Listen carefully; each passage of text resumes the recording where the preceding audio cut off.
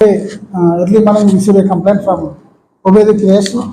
He lodged a complaint to NPS. He stated that he received a call today night at 1 o'clock from Salia Begum. She is the mother-in-law of our sister Kamara Qureshi or Kamara Begum. She stated that fire has broken in house. Her sister is severe injuries. Hence, he immediately rushed to the spot. They observed she already died. They observed on bed, blood on bed, and some injuries. See, they were doubted.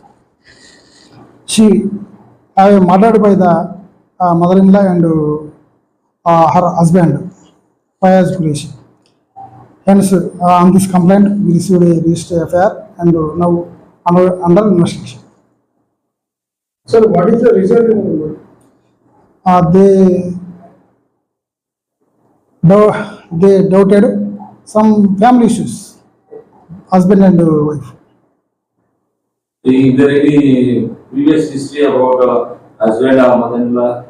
No history. Thank you.